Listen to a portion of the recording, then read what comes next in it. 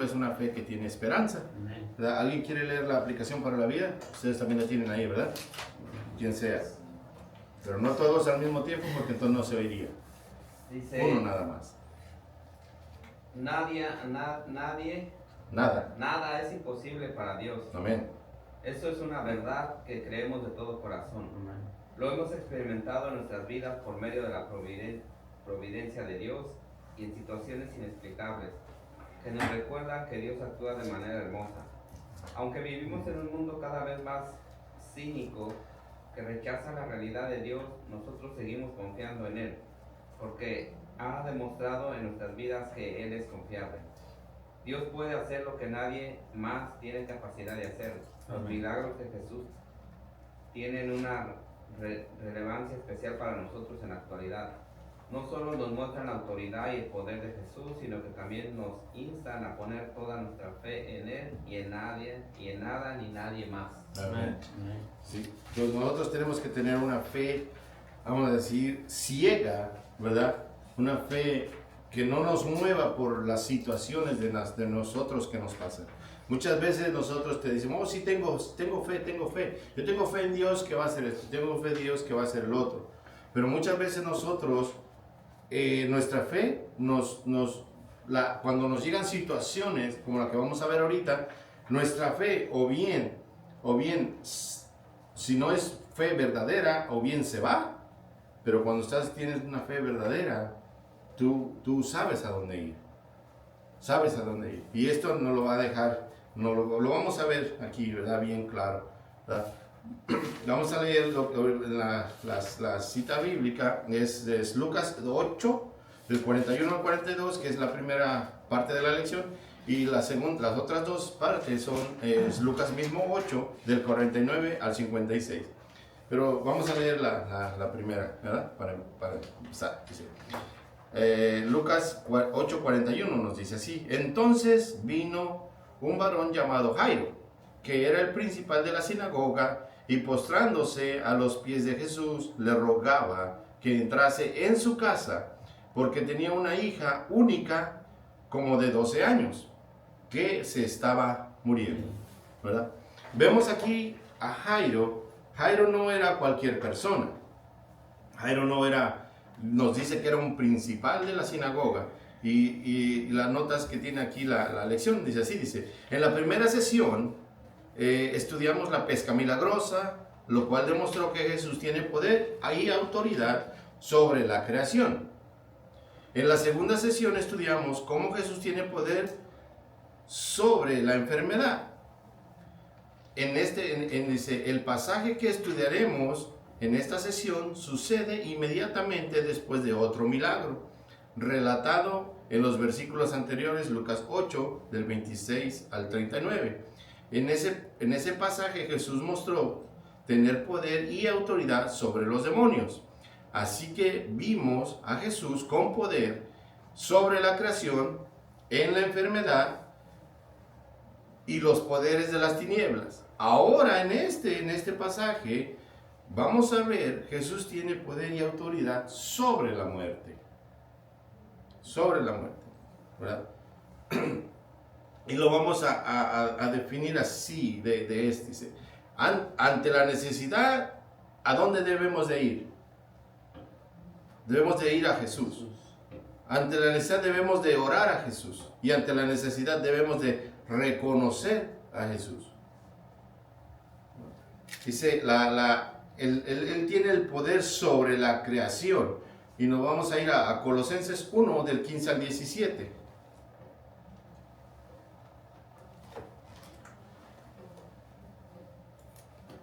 Colosenses 1, del 15 al 17. Y nos dice así, dice, Él es la imagen de Dios invisible, el primogénito de toda creación. Porque en Él fueron creadas todas las cosas que hay en los cielos y las que hay en la tierra, visibles e invisibles. Sean tronos, sean dominios, sean principados, sean potestades. Todo, cuando dice todo, es todo. Fue creado por medio de Él y para Él.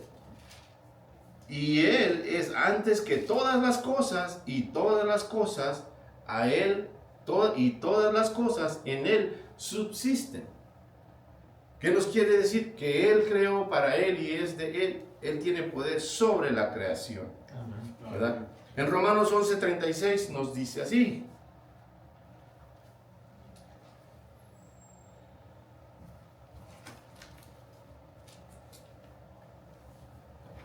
Dice, porque de Él y por Él y para Él son todas las cosas, a Él sea la gloria por los siglos, por los siglos. Amén. Entonces nos queda claro, bien claro, que Él es el dueño, el hacedor de la creación. Por eso es que Él tiene el poder. Acordémonos que cuando Él mandó a sus apóstoles que cruzaran el río o el lago o el mar, y vino una gran tormenta. Y Él llegó en medio de la tormenta y dice que tenían miedo, ¿verdad? Y cuando Él habló y le dijo al mar que se calmara, se calmó. Dice que vino una gran paz. Entonces quiere decir, y ellos mismos se preguntaban, ¿quién es este que hasta los vientos se le sujetan? Entonces sabemos quién es. Nosotros sabemos quién es. Es el Señor Jesús, que por Él y para Él se hizo todas las cosas, ¿verdad? Y vamos a ver que tiene el poder, ¿verdad?, sobre las enfermedades. Eso vamos a ver en Isaías 53, 4 al 5.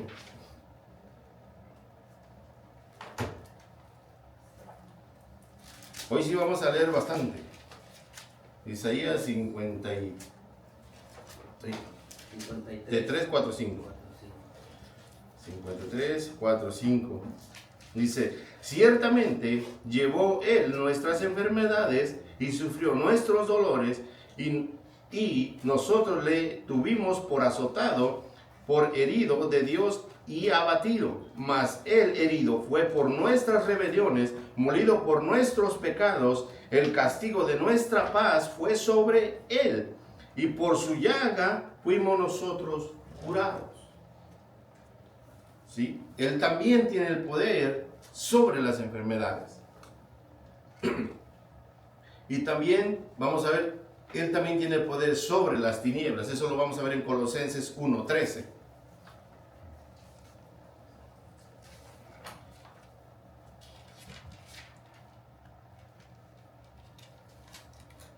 Colosenses 1:13 nos dice así, dice, el cual nos ha liberado de la potestad de las tinieblas y trasladado al reino de su Hijo amado. Todos nosotros estábamos en tinieblas cuando no conocíamos a nuestro Señor Jesús. Y Él, al conocerlo, nos saca de las tinieblas y nos pone en la luz que es Él. Él es la luz, ¿verdad? Entonces ya vimos que nuestro Jesús, nuestro Dios, es el creador, tiene poder sobre la creación, tiene poder sobre las enfermedades, tiene poder sobre las tinieblas, y ahora vamos a ver que también tiene poder sobre la muerte. En Hebreos 2:14 nos dice así, para que nos quede claro, porque eso lo puede decir de mi boca, pero es mejor que escuchemos la palabra de Dios, porque dice, por la palabra nosotros, ¿verdad? Por la palabra, no por la palabra de nadie, sino por la palabra de Dios. Dice en Hebreos 2:14, nos dice así, así que por cuanto los hijos participaron de carne y sangre, Él también participó de lo mismo para destruir por medio de la muerte al que tenía el imperio de la muerte. Esto es, al diablo. Acordémonos que cuando Él estuvo en la cruz, Él venció al diablo y fue a fondo de la tierra y le quitó las llaves de la muerte. Y las llaves de la muerte las tiene nuestro Señor Jesucristo. Él es el que tiene el poder sobre la muerte. En Apocalipsis 1:18 nos dice así. Dice, y el que vivo y estuvo, dice, vamos a agarrar un poco del 17. Dice, cuando le vi y caí como muerto a sus pies, y él puso su diestra sobre mí, diciéndome, no temas, yo soy el primero y el último. El 18. Dice, y el que vivo, es mismo Jesús, y el que estuve muerto, es nuestro Señor Jesucristo. Mas he aquí que vivo por los siglos de los siglos. Amén. Y tengo las llaves de la muerte y del Hades. ¿Quién es el que tiene el poder sobre la muerte? Nuestro Señor Jesucristo.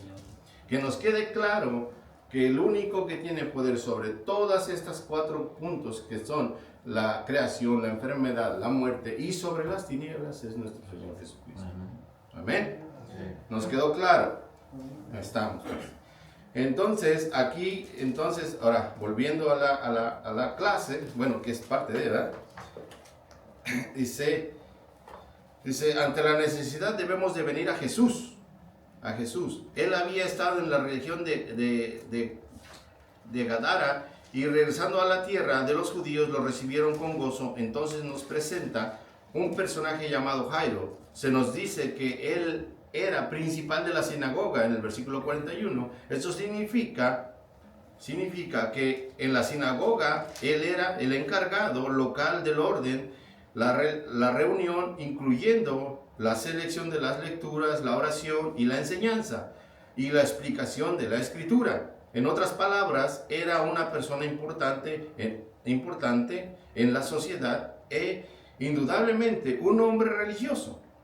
La necesidad específica de Jairo era su única hija de 12 años que estaba muriéndose. Lo vemos en el versículo 42. Aquí aprendemos que ante la necesidad debemos de venir a Jesús. Asumimos que este principal de la sinagoga pudo haber sentido presión de parte de los religiosos de la época, en especial de los escribas y los fariseos, que en su mayoría rechazaban a Jesús. Pero al encontrarse en una situación desesperada, Jairo supo que solo Jesús tenía el poder de sanar a su hija, por lo que acudió a él. Ante la necesidad debemos de adorar a Jesús. Jairo no solo acudió a Jesús, sino que se postró a sus pies. Lo vemos en el versículo 41. Amén. Dice, postrándose, eso, cuando él se postra ante Jesús, le muestra sometimiento, humildad.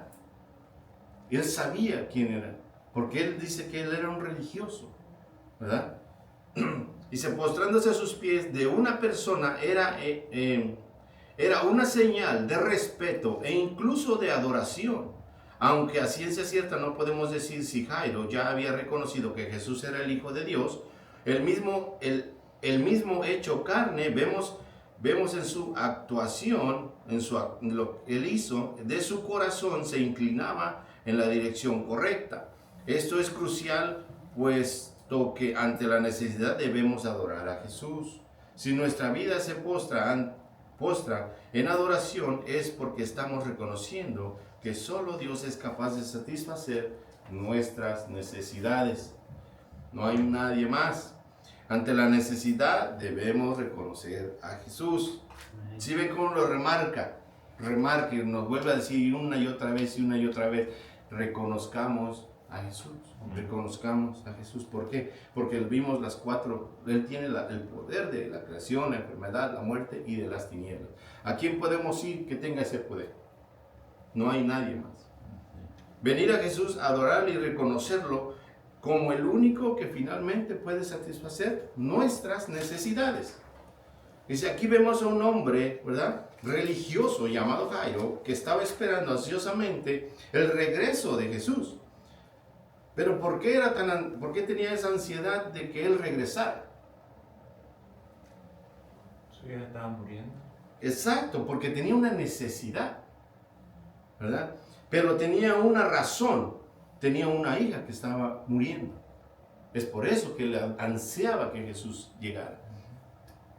Si vemos en el estudio antepasado, cuando lo que explicaba el hermano, el centurión mandó a que fueran a hablarle a Jesús y que él viniera. Y cuando estaba cerca mandó y dijo, no soy digno de que entres a mi casa. Pero aquí vemos lo contrario. Aquí él va a Jesús, se postra ante Jesús y le dice, ven a mi casa. ¿Sí vemos las dos diferencias? Uno le dice, no soy digno de que entres a mi casa, y el otro quiere que entres a mi casa. ¿Verdad? Veamos, dice, todos los que son padres, todos los que somos padres, ¿cómo nos sentiríamos o se sentirían cuando sus hijos se enferman? ¿Verdad? Muchas veces nos preocupamos, nos ponemos tristes, nos angustiamos, ¿verdad? Queremos llevarlo al doctor rápidamente para que el doctor lo cure y le dé una pastilla que automáticamente quede sano otra vez. Pero no es así, todo tiene un proceso, ¿verdad? Ahora imagínense este hombre sabiendo que su hija está a punto de morir. Era una situación muy desesperante para Jairo. Y no tan solo eso, sino que él tenía la presión de todos estos religiosos, de los fariseos y de los escribas. ¿Por qué? Porque si nos vamos a Marcos, en Marcos nos dice que ellos estaban planeando cómo atrapar a Jesús en alguna mentira. Sí, o sea, estaban en contra de Jesús. Sí. Eso lo podemos leer en Marcos. Entonces, ese tiempo, cuando ellos están así planeando todo esto en contra de Jesús, pasa esta situación con Jairo. Imagínense usted que es el dueño, el principal, el presidente de esta asociación, y se le enferma a su hijo y usted tiene que ir con la persona que usted está en contra. Imagínense, usted tuvo que humillarse, Y ahora, no tan solo eso, ¿verdad? Tuvo que ir y ahora, ¿qué dirán todos los demás? O sea, todos, yo estoy en contra de algo, pero yo me paso una situación y voy a pedir favor a la persona que estoy en contra de. ¿Qué dirían todos ustedes? Porque esto parece que lo hizo en público, ¿no? Esto fue porque público. Estaba toda la multitud, en el 40 dice que Sí. ya la multitud lo estaba esperando. De lo que ahorita vamos para allá. Okay. Pero a lo que vamos con todo esto, de que nos quede bien claro que Jairo tenía la necesidad y él corrió o se postró o hizo lo correcto, ir a Jesús, ¿verdad? Hemos estado hablando, hermanos, que la fe, ¿verdad? Entonces ahí vemos la fe en acción de Jairo. Que él sabía que solo Jesús era la última que le quedaba, la última oportunidad para que su hijo sanara. Entonces tuvo que tener fe y fue a Jesús. Y lo hizo en contra de todos los... Sí, de la sinagoga. Incluso de su trabajo. Pero también se dice que algunos judíos de la sinagoga creían en Jesús. Entonces, yo creo que posiblemente él era uno. Probablemente él era uno de los que él creía. Sí. Pero Jairo tuvo que superar algo que él sabía de sus compañeros. Sus compañeros no querían a Jesús y habían empezado el complot que estábamos hablando en contra de Jesús. Él sabía esto porque él era uno de los principales. Y se tuvo que superar el orgullo cuando fue y se postró. Porque él era de alto rango y Jesús estaba siendo menospreciado, ¿verdad? Nadie lo quería por todos los fariseos. Asimismo nosotros tenemos que superar el orgullo. En Santiago 4:6 nos dice así.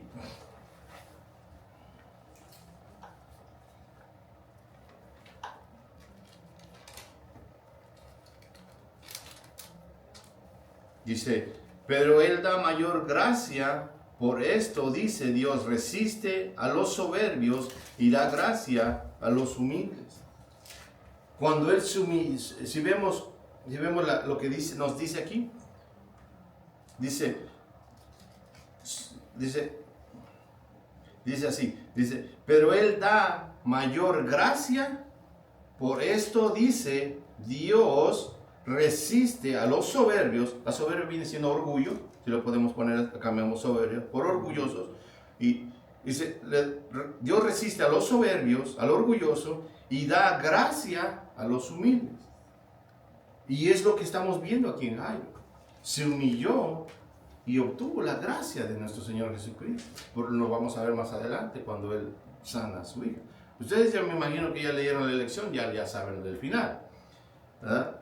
Y eso es lo que pasó aquí. Él se humilla y Dios le da de su gracia a él, ¿verdad? Dice, también tuvo que superar el qué dirán de los fariseos. ¿Qué van a decir las otras personas, sus compañeros, todos los demás escribas y fariseos de él? ¿Verdad? Mateo 11:29 nos dice así. Voy rapidito porque si no acabo. Sí. Dale, varón.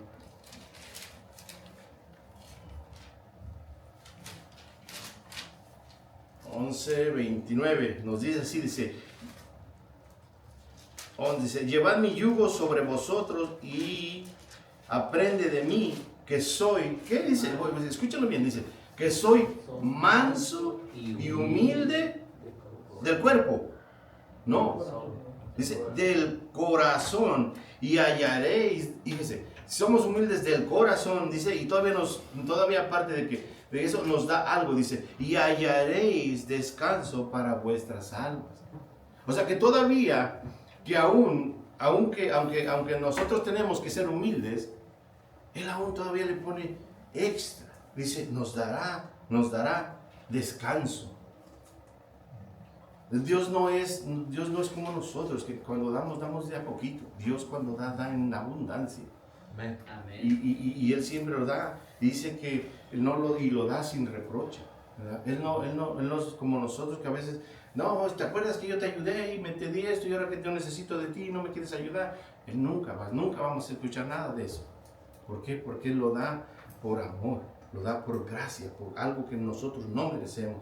Dice, Jesús es un ejemplo de humildad, y las personas que veían a Jesús podían entender aquello que estaba pasando. ¿Verdad? Dice, ¿cómo apagamos el fuego? La pregunta. Un agua. Un fuego pequeño, ¿eh? Con agua. Ahora, ¿cómo quitarnos el orgullo? Humillándonos a Jesús. Dice, ¿cómo quitarnos el orgullo? Con humildad. Ser humildes. Ok. ¿Y cómo aprendemos humildad? Por medio de Jesús, que dice, yo soy manso y humilde. Y exacto, si ven cómo las cosas van así de un punto a otro, nos lleva todo a Jesús. Porque Él es el que da. Como volvemos al principio cuando dice, Él es el dueño de la creación, de la enfermedad, de las tinieblas, de la muerte. Todo es de Él, y para Él y por Él. Entonces, nosotros para quitarnos el orgullo que nosotros tenemos como humanos, tenemos, ¿verdad? Para quitarnos el orgullo tenemos que ser humildes. Y para aprender a ser humildes tenemos que aprender de Jesús. Aprendiendo de Jesús nos hacemos humildes, porque vemos que Él no cobró ni por milagros, no cobró por predicar la palabra, no cobró por nada de lo que vino. Al contrario, en lugar de recibir cosas buenas, que recibió Cosas malas. escupidas, puñetes, corona de espinas y crucifixión en la cruz. Y la muerte. Porque no sabemos, la Biblia no lo dice, pero no sabemos toda esta gente que Él ayudó, si estaban ahí también o no estaban. Pero dice la Biblia que muchos de los que Él había sanado y ayudado estaban ahí gritando, crucifícalo. Eso es lo que yo te iba a decir. Claro que dice, porque muchos, acordémonos que a Él lo seguían multitudes. No eran 100 o 200, eran miles de personas. Pero muchos de nosotros, ahora nos pasa ahora mismo, trayéndolo eso de seguir a Jesús. Ahí vemos cuántas iglesias hay aquí en Hickory. Hay muchísimas. Ok. Pero ahora, volviendo a Jesús cuando lo seguían, ¿cuántos de esas personas lo seguían por los peces y los panes? ¿Cuántos lo seguían por los milagros? Pero ¿cuántos de ellos lo seguían por lo que Él era, no por lo porque Él te iba a dar? ¿Cuántos? La minoría. Y de los 12, solamente 11 lo seguían de corazón. Pero aún así, ni los 11 lo seguían de corazón, hermano. Porque sí. cuando, en pocas palabras, nadie lo siguió, porque acuérdese que cuando Jesús resucitó, ¿dónde estaban los 11?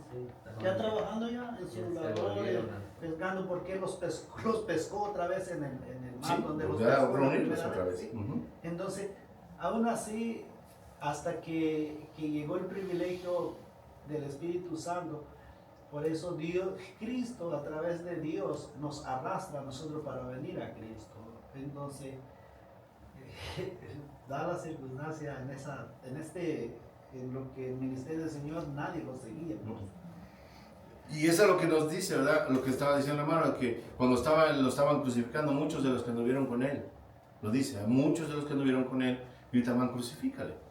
Porque no lo seguía. ¿Por qué? Porque entonces es como pasa como ahora. Yo soy tu amigo siempre y cuando pueda yo sacarte las cosas que yo necesito de ti. Porque me prestas dinero, porque me echas un raite, porque me conseguiste el trabajo, porque me hospedas en tu casa, porque me invitas a comer, ¿verdad? Porque es mi conveniencia.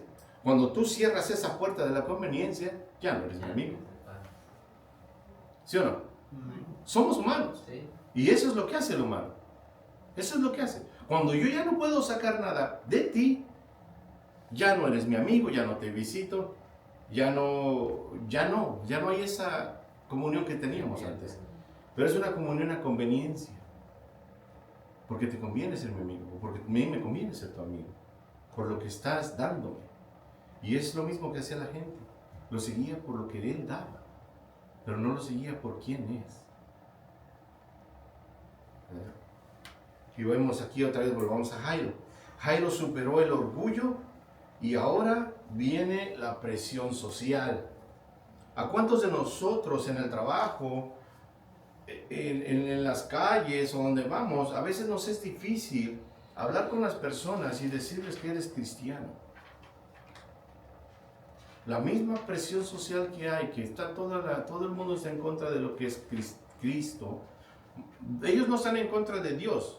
Ellos están en contra del nombre de nuestro Señor. Todo está bien cuando hablas de Dios, sin nombre. Pero ya cuando tú mencionas Jesús o Jesucristo, entonces vienen los problemas. Viene el rechazo, viene no, él no hizo esto, él no hizo lo otro, él no era esto, él era solo un espíritu, él era una persona, él era esto. Y viene.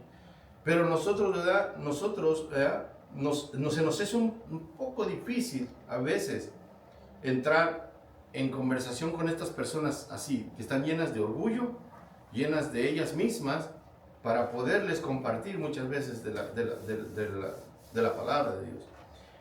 Muchas veces la misma familia de nosotros vienen a rechazarnos cuando nos hacemos cristianos. Muchas veces la misma familia nos rechaza. Perdemos a veces a personas que han perdido el trabajo por ser cristianas, hay personas que las han dejado solas, sus propias familias, y otras personas se alejan de ti. ¿Por qué? Porque tú ya no sigues el mismo camino, las mismas ideologías de ellos que tú seguías antes con ellos. En Marcos 8:13 nos dice así.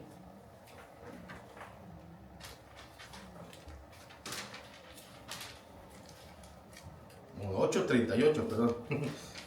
Ya voy a comprarme mis lentes. Pronto. Sí, porque a veces sí como que, si me venga así que es porque no miro. Marcos 8:38 nos dice, sí, porque el que se avergonzare de mí y de mis palabras en esta generación adúltera y pecadora, el Hijo del Hombre se avergonzará también de él cuando venga en la gloria de su Padre con los santos ángeles. Amén. ¿Qué nos dice aquí? Que nosotros, venga la situación que venga, que estemos con quien estemos, aunque nos rechacen, aunque nos dejen solos, aunque pase todo lo que pase, nosotros no tenemos por qué negar a Jesús. Porque Él es Él nos llamó. Porque muchas veces nosotros decimos, nosotros nos adjudicamos el trabajo de Dios. Y esto va así. Nosotros decimos, es que yo acepté a Cristo tal día. Yo acepté a Cristo, o otros hermanos dicen, yo oré por el hermano, por eso ahora él aceptó a Cristo. Pero no es así.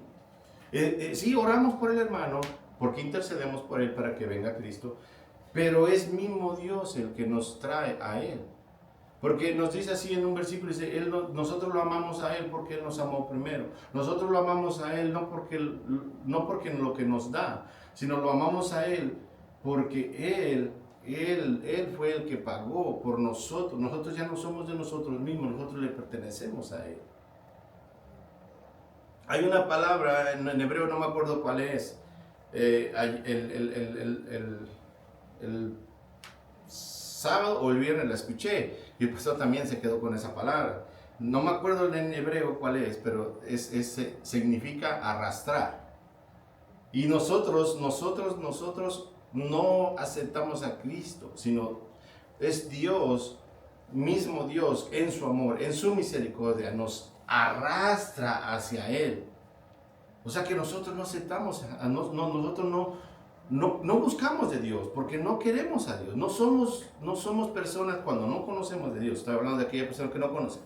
No busca a Dios. Dice, la palabra de Dios dice, nadie busca a Dios. Nadie. Y cuando es nadie, la palabra dice nadie. Cuando dice todo, es todo. Y nadie busca a Dios. Entonces, ¿qué hace Dios? Por su misericordia, por su amor, manda a su Hijo Jesucristo, muere en la cruz por nosotros. Y a través de Él nos da la salvación. Amén. Pero nosotros no merecemos la salvación. Pero Él nos las da. Porque Él nos atrae hacia Él. Él nos quiere con Él. Pero nosotros muchas veces somos como los chivos, en lugar de ser borregos.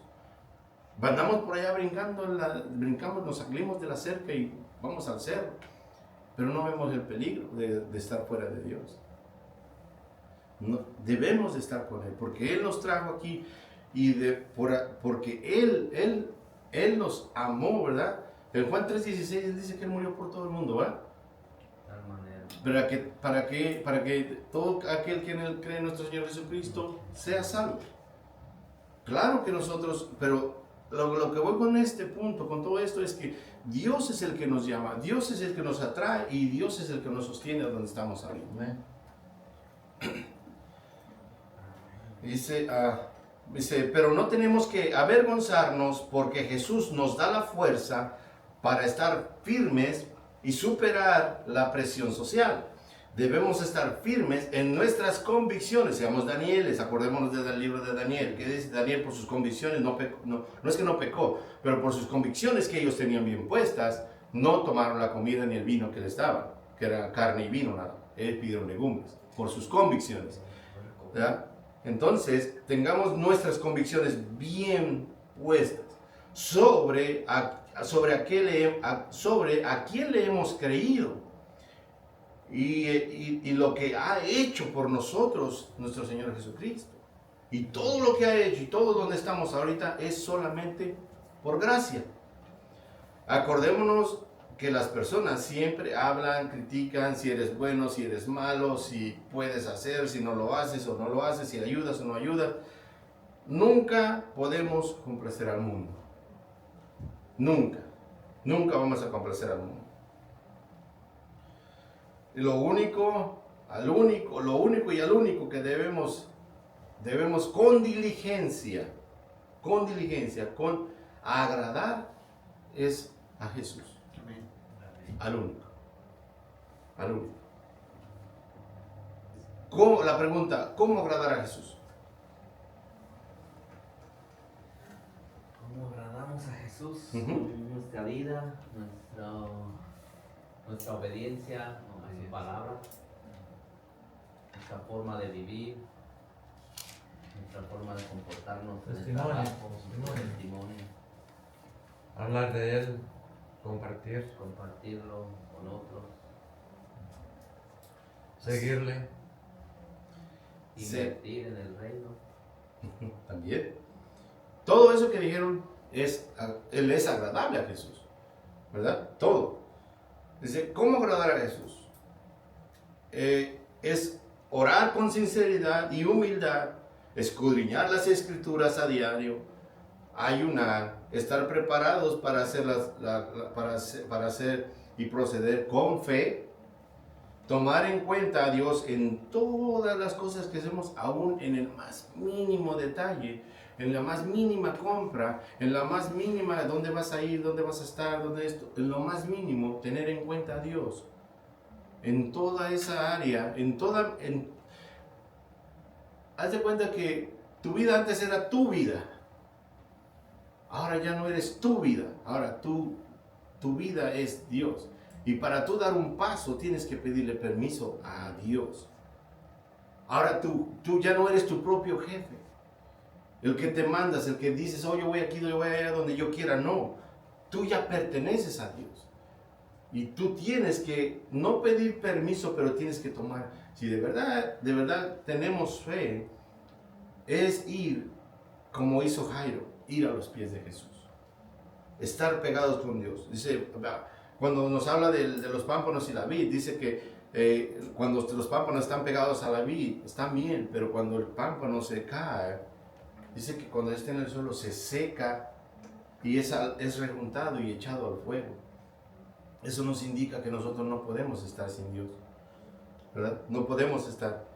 Tenemos que estar pegados a Él en la más mínima decisión tenemos que tener en cuenta a Dios. En Hebreos 11:6 nos dice así, pero sin fe es imposible agradar a Dios, porque es necesario que el que se acerca a Dios crea que le hay y que es galardonador de los que le buscan.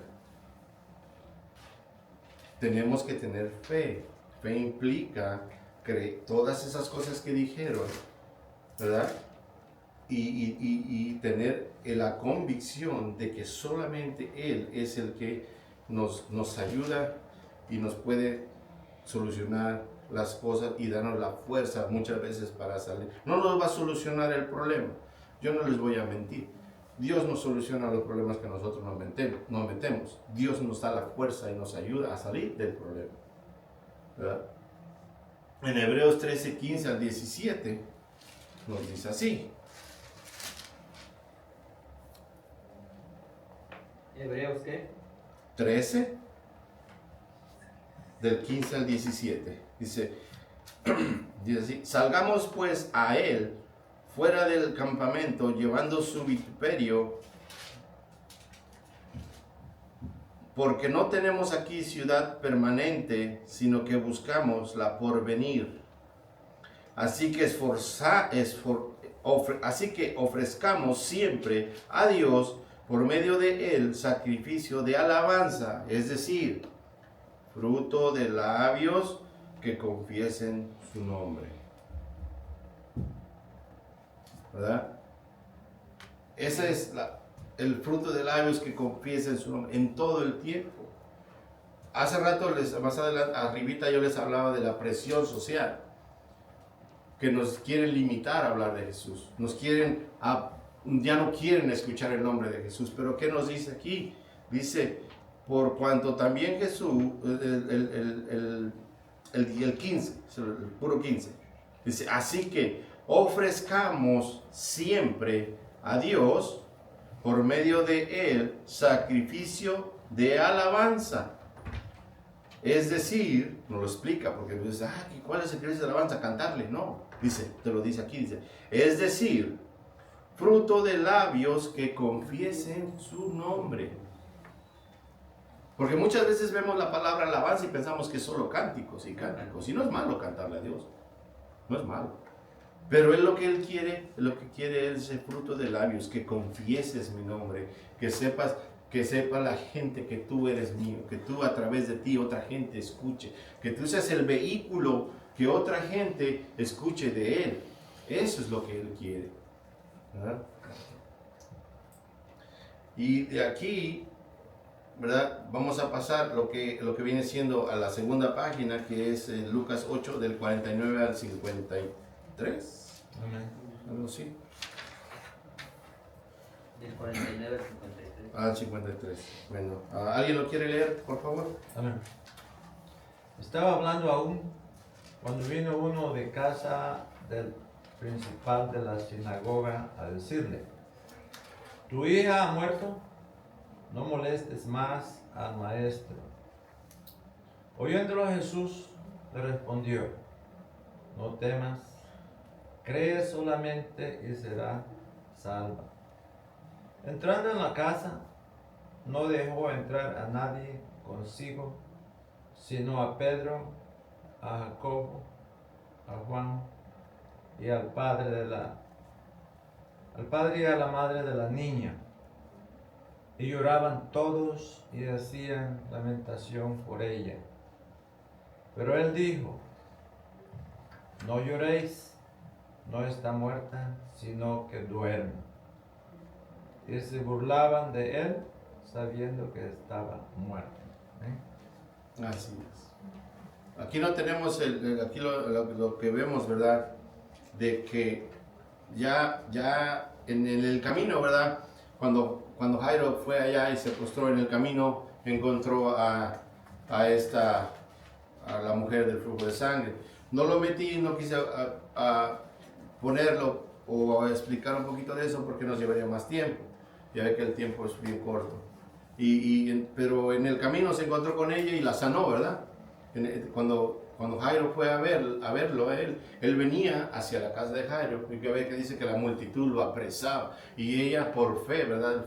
Dice, ¿qué dijo ella? Nos dice la palabra de Dios que dice, si tocare solo el borde de su manto, seré sana, ¿verdad?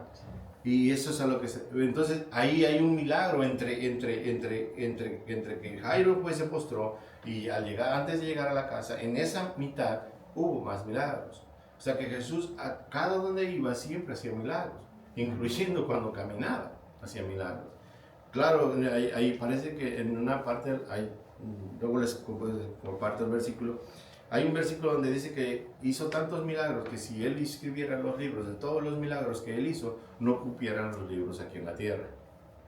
O sea, imagínense cuántos milagros ha de haber hecho.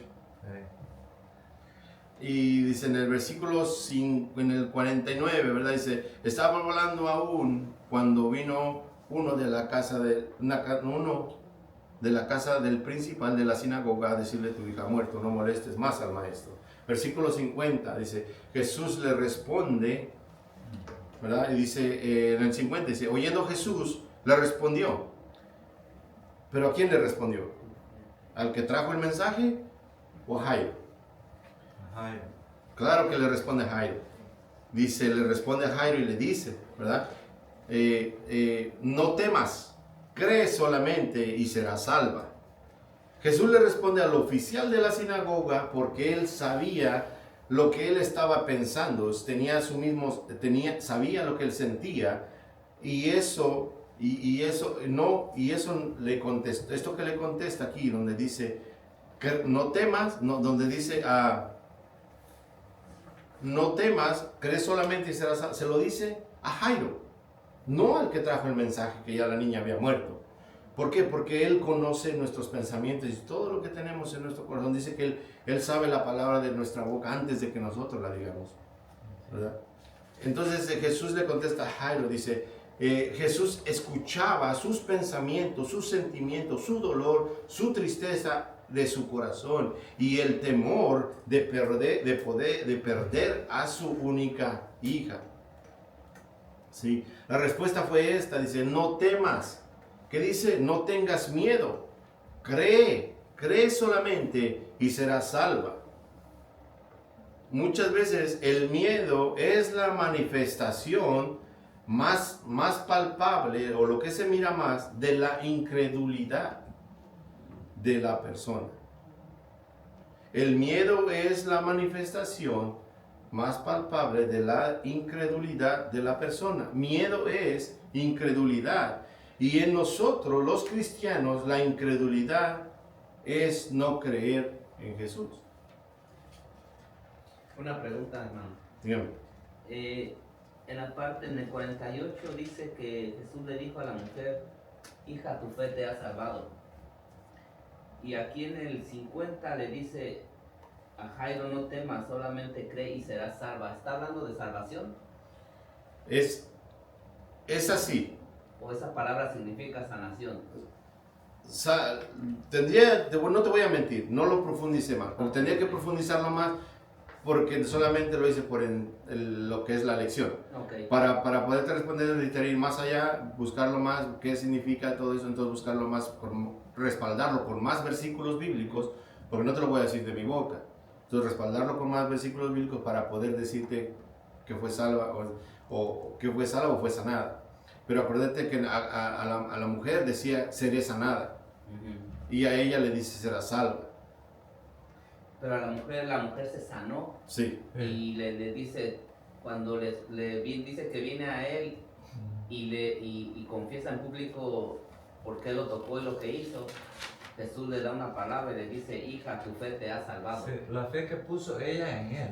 En él. Que sabía que si solo tocaba ese manto, sería sano. O le ha salvado de esa enfermedad y al mismo tiempo, pues, Dios sanaba y salvaba al alma. Y aquí en el 50 dice, no temas, solamente cree y serás salva.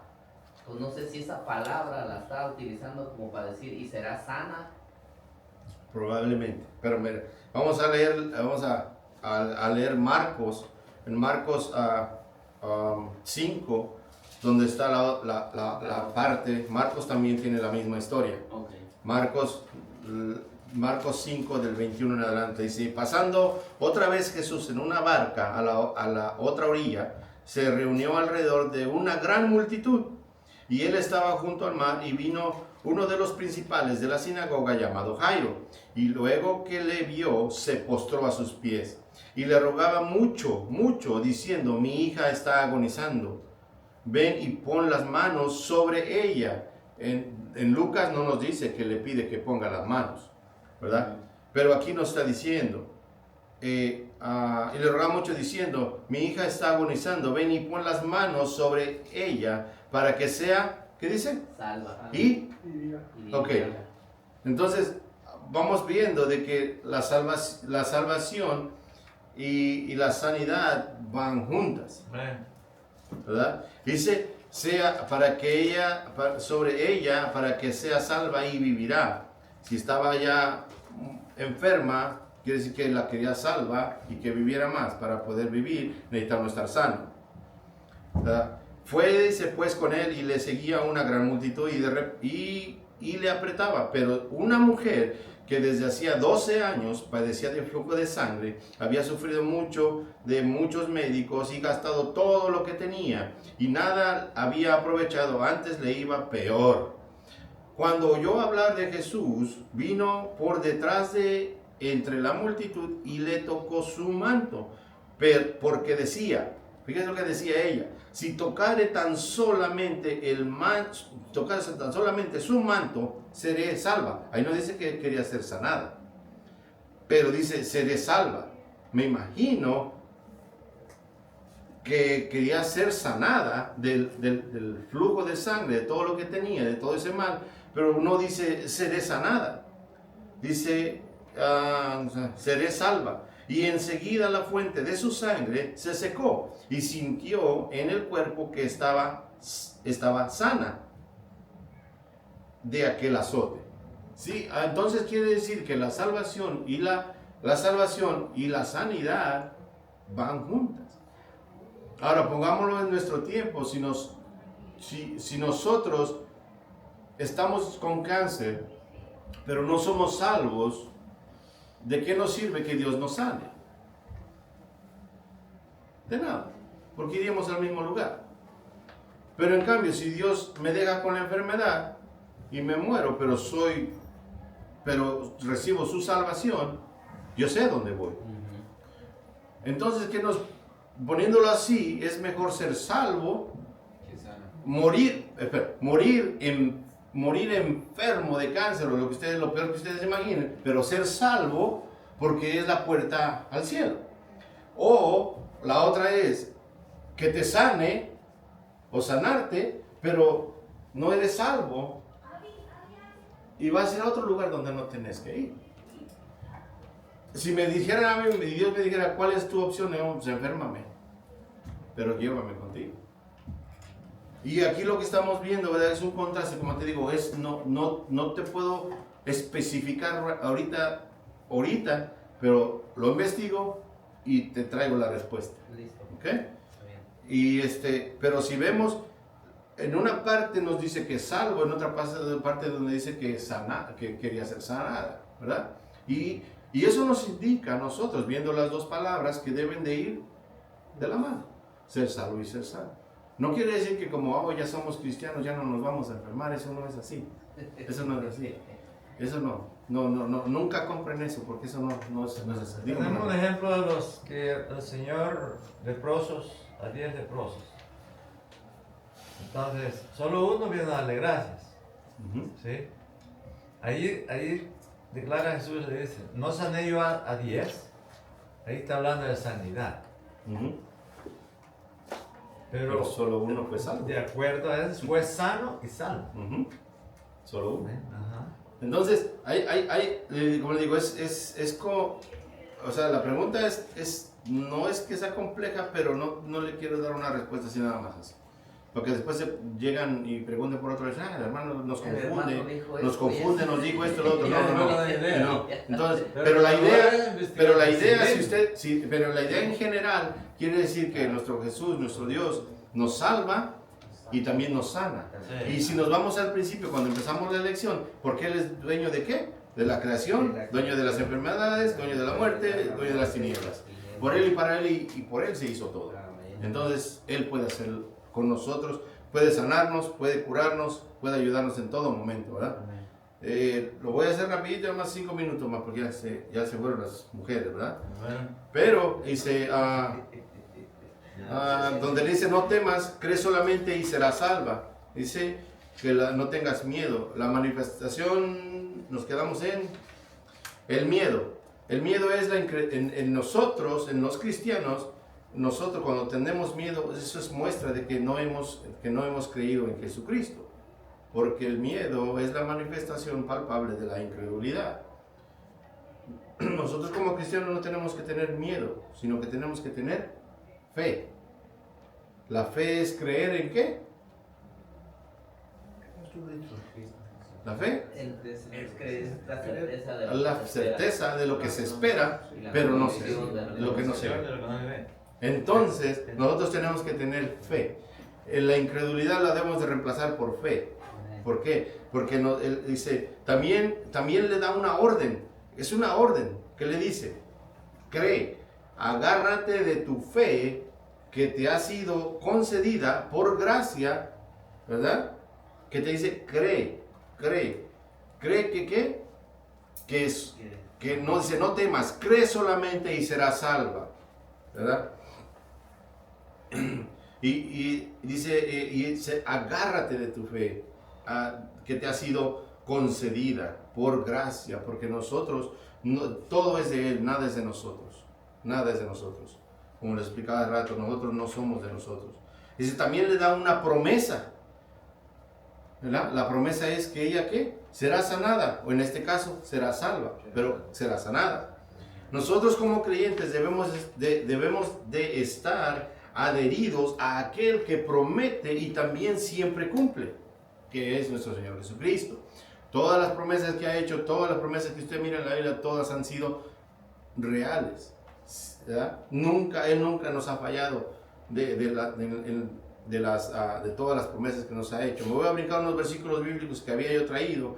Dice el versículo 51, dice, aquí solo había 6 personas. El versículo 52 le dice, no llores, Dios sabe, Dios dice, no llore, ¿verdad? Dice, Dios sabe qué es lo mejor para todos y cada uno de nosotros, ¿verdad? La niña dice, y en el 53 dice, en el 53 dice, y se burlaban de él, sabiendo que estaba muerta. ¿Quiénes se burlaban de Jesús? Increíble. ¿Quiénes se burlaban? Los fariseos. Pero más atrás, tú dices que los fariseos. ¿Quiénes se burlaban de Jesús? La multitud, los que estaban ahí. Pero si Jesús anteriormente, si leemos anteriormente, dice que solo entró ¿quién? Solo entró Jacobo, Pedro, la madre, el padre y Jesús y la niña. Entró Juan también. Y Juan. Había 7 personas, incluyendo a nuestro Señor Jesucristo. y no había nadie más en ese cuarto. ¿Quiénes se burlaban? Los discípulos. Los discípulos también. Yo creo que cuando iba por el camino era que se burlaban cuando le dijeron, tu hija está muerta. Ya no molestes al maestro. Ahí era donde... ¿Verdad que hay muchas cositas que si nosotros no leemos bien y no nos regresamos y vemos, ¿quiénes se burlaban? ¿Verdad? Pero la gente que se burla es toda aquella gente incrédula que no cree en Jesús. Aquella que no tiene su fe en Jesús. Y si lo vamos a ver, esto probablemente tenga un trasfondo muy, si lo investigamos más profundo, probablemente tenga otro significado del que estamos tratando ahorita. Y tal vez tenga algún trasfondo mucho más explicable, ¿verdad? Pero por ahorita, vamos a dejarlo así. Dice que se burlaban, ¿verdad? Se burlaban de él. Pero digo, en mí me vino la pregunta, ¿quiénes se burlaban? Si solo era Jacobo, Juan y Pedro, la madre y el padre de la niña, que estaban solos en el cuarto. ¿Quiénes se burlaban? ¿Va a leer el último? Sí, léalo. Okay. Mas él, tomándola de la mano, clamó diciendo, muchacha, levántate. Entonces su espíritu volvió, e inmediatamente se levantó y él mandó que se le diese de comer. Y sus padres estaban atónitos, pero Jesús les mandó que a nadie dijesen lo que había sucedido. Ok, y fíjese, dice que la niña estaba muerta, ¿verdad? Pero dice que la niña también escuchaba. Así también nosotros por su palabra tenemos vida y la vida eterna en abundancia. Tengo 1 de Juan 5:11, Juan 10, 28 y 30, Proverbios 8:35, 1 de Juan 5:13, Juan 17:3. Nos habla de que por su palabra hemos sido salvos, ¿verdad? Dice, la pregunta es, ¿vale la pena sufrir? Claro que sí. ¿Vale la pena sufrir? Dice, sí, claro que sí vale la pena por nuestro Señor Jesucristo, si Él sufrió primero por nosotros. Eso lo vemos en 2 de Corintios 4:17, está la respuesta. Dice, en su palabra, y su palabra no regresa vacía, nos vivifica en el Espíritu. Dice, los que se burlaban tenían falta de fe, no creían no creían. Eso fue lo que hizo burlarse de nuestro Señor Jesús. Pero eso no detuvo la obra de nuestro Señor Jesucristo. Eso el que ellos no creyeran no detuvo que Él la vivificara, que Él la resucitara. Dios actúa de acuerdo a su voluntad. Acordémonos que Él es soberano. Amén.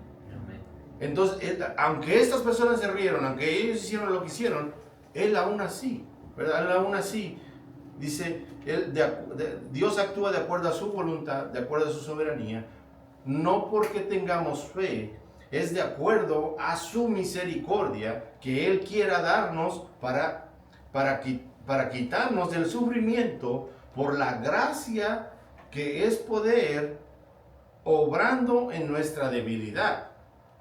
En el versículo 54 dice, le da una orden a la niña, levántate. Es lo mismo que hizo con Lázaro. Le ordenó, sal de la tumba. ¿Cuánta fe tenía María y Marta?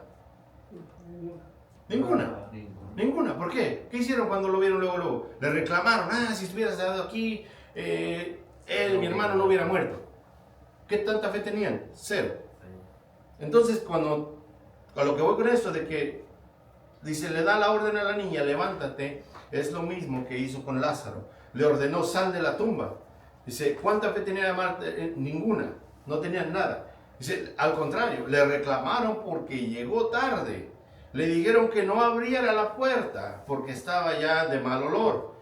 Dice, eso aún así no impidió que Lázaro saliera de la tumba y saliera vivo. ¿Verdad? Dice, y nosotros no nos asombramos que podemos abrir los ojos cada día.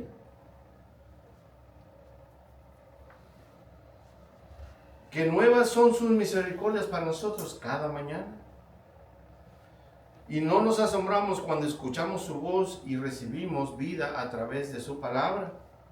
No nos asombramos cuando Dios maneja todas las circunstancias adversas, contrarias en nuestra vida. En tanto que vengamos a sus pies con un corazón confiado y tus ojos puestos en Él, jamás recibiremos menos que la perfecta voluntad de Dios, buena, agradable y perfecta. Tener fe en Jesús, orar, leer la Biblia, venir al culto, escuela dominical, la iglesia, ayudar, etc. Esto no nos exenta, no nos quita pasar por pruebas y luchas. Aún así, aunque vengamos a la iglesia, aunque demos escuela dominical, ayudemos y hagamos lo que hagamos en la iglesia, también vamos a pasar por pruebas y luchas, ¿verdad? En Santiago, lo voy a leer, Santiago, lo último para irnos. En Santiago 1, del 2 al 18.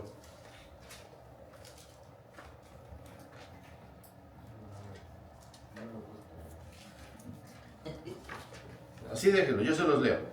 Dice Santiago 1 del 2 al 18. Pongámonos bien atención, porque muchas veces la gente piensa, y la gente muchas veces nosotros, incluso a mí, ha salido a decir, oh, tú cuando vengas a los pies de Cristo, todo te irá bien. Todo va a estar bien. Tus problemas se van a acabar. Y eso no es así. Bueno, ahí tiene también la otra parte. Con Jesús las cosas son más fáciles. Sí, pero muchas veces Dice, nosotros... lleva mi yugo, que es fácil. Pero con Él. Sí. Pero sí, sin Cristo es lo difícil. Okay. Ahora vamos a leer Santiago 1, del 1 al 18, ¿verdad? Ya para irnos. Dice así: Santiago, siervo de Dios y del Señor Jesucristo, a las 12 tribus que están en la dispersión, salud. Dice: hermanos míos, tened por sumo gozo cuando os halléis en diversas pruebas. Porque muchas veces somos bien llorones cuando tenemos pruebas, estamos llorándole a Dios. Dice que tenemos que tener ¿qué? Gozo. Ok. Sabiendo que la prueba de nuestra fe nos produce ¿qué? Paciencia. Mas tenga la paciencia su obra completa para que seáis ¿qué? Perfectos y cabales, sin que os falte cosa alguna. Si alguno de vosotros tiene falta de sabiduría, pídala a Dios, el cual da a todos abundantemente y sin reproche, y le será dada. Pero pida con fe, no dudando nada, porque el que duda es semejante, fíjese, es semejante a la onda del mar, que es arrastrada por el viento y es echada de una parte a otra. El hombre de doble ánimo es inconstante en sus caminos. El hermano que es de humilde condición, gloríese en su exaltación, pero el que es rico en su humillación, porque él pasará como la flor de la hierba.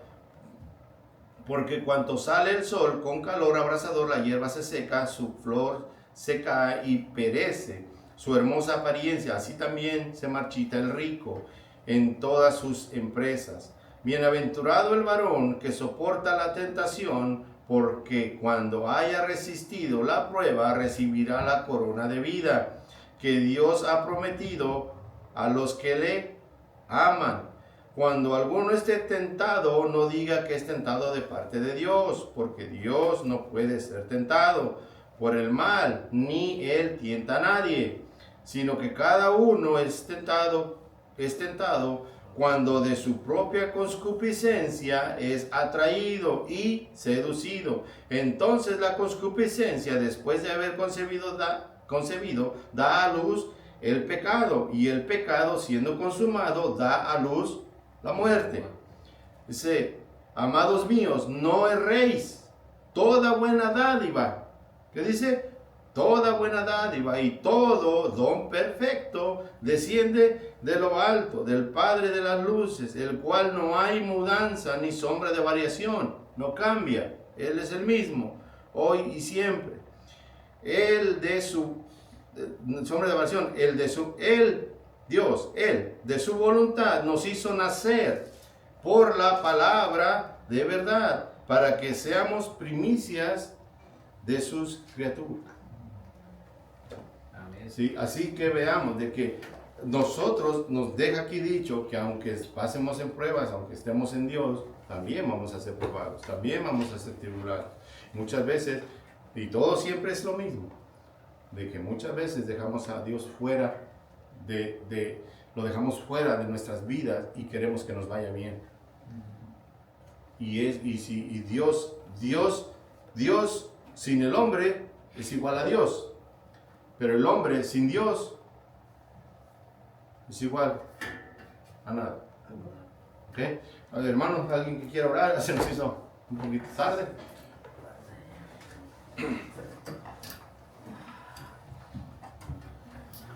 Yo, ok. Te damos gracias.